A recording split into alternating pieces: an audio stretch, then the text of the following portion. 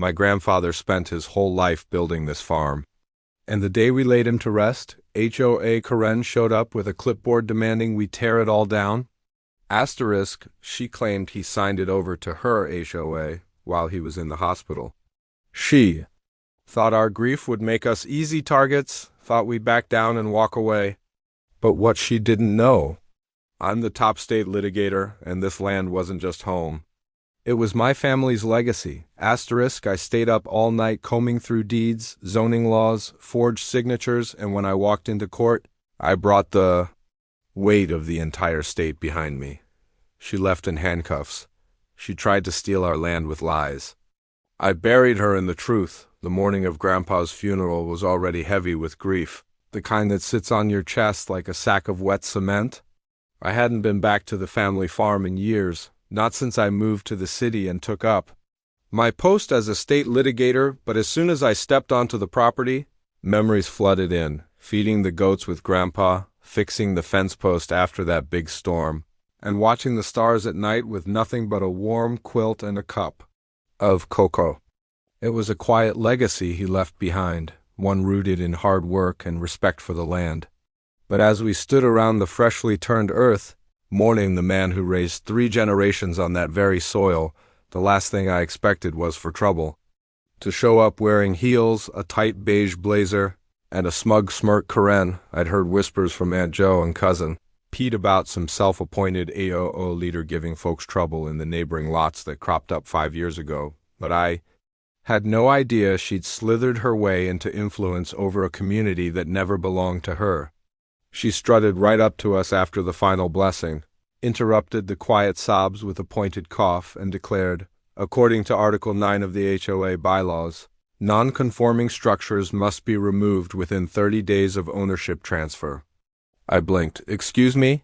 She gestured grandly toward Grandpa's barn. That thing violates aesthetic standards. Pete, who just finished helping lower the casket, stared in disbelief. Aunt Jo's jaw dropped.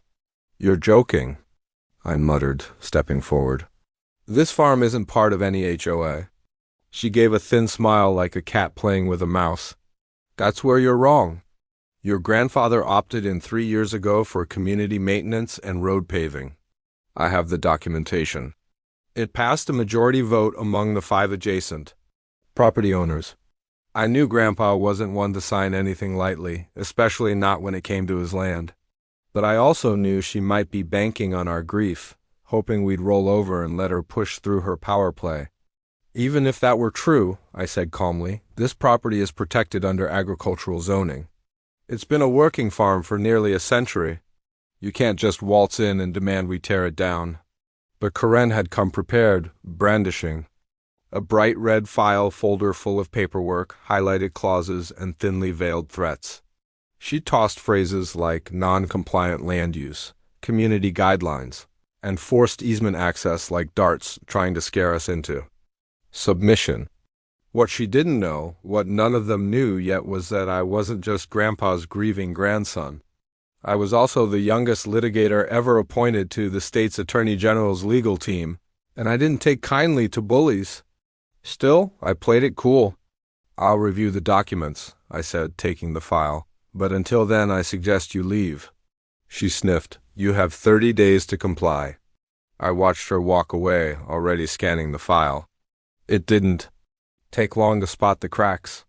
Grandpa's signature was there, sort of, but it was inconsistent with his known handwriting, and the date of signing matched the week he was hospitalized with pneumonia.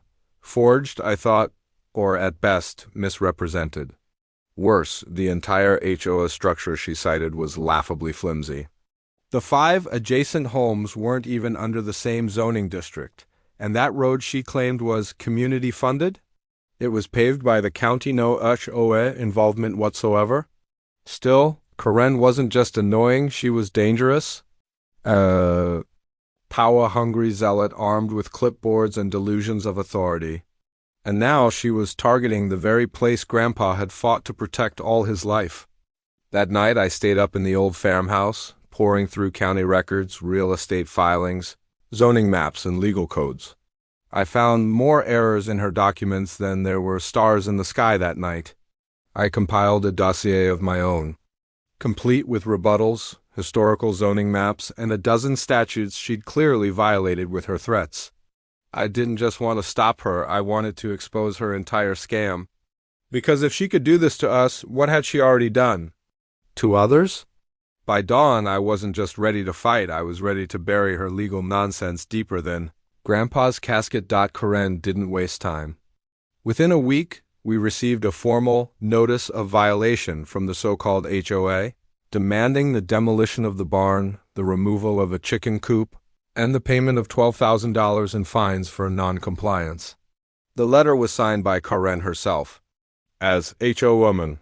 She also claimed imminent authority to impose liens on the property and threatened to pursue foreclosure if we didn't comply.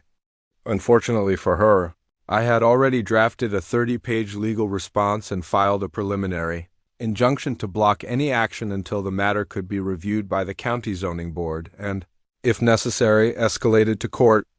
I didn't stop there. I filed formal complaints with the state HOA Oversight Commission, submitted fraud reports with the county clerk, and sent a legal cease and desist notice to Karen on behalf of the entire family estate.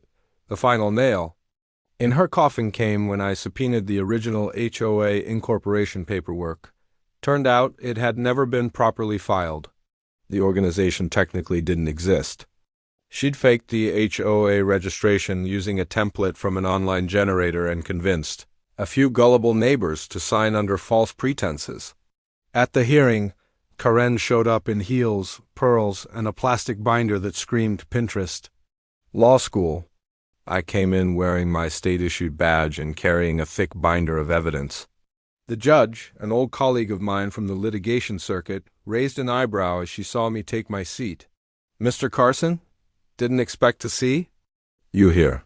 "I didn't expect to be here, Your Honor," I replied. "But this one's personal." Karen tried to argue with fire, flinging around phrases she'd clearly memorized from daytime legal shows. But when confronted with the forged documents, her fraudulent HOA claims, and the evidence of zoning manipulation, she began to crumble. The judge didn't just throw out her complaint, she ordered a formal investigation into Karen's activities. Turns out she'd been pulling this scheme for years, pressuring elderly landowners into joining her community group, then extorting them with fake fines and scare tactics. When the full scope came to light, it was national news. HOA Kingpin faces fraud charges, the headlines read. Karen was arrested for fraud, forgery, elder abuse, and unauthorized practice of law. She pled guilty to multiple charges, and the court ordered restitution to every family she had conned. Our farm was declared forever exempt from any HOA jurisdiction, and a protective covenant was placed on the land to preserve it for future generations. I stood by Grandpa's barn after the final ruling, watching the sunset. The same barn she tried to tear down now stood as a legal monument. We even added a new sign beside the gate, protected by state law and by grandson's wrath. Aunt Jo laughed when she saw it. Pete said Grandpa would have been proud. For me, it wasn't about revenge, it was about legacy. Karen had tried to seize our grief and turn it into leverage. But she forgot one crucial truth. When you mess with family, especially a litigator's family, you don't just get a fight, you get a courtroom reckoning. The land Grandpa built wasn't just dirt and wood, it was principle. And no self-declared HOA tyrant was ever going to take that away. Not on my watch.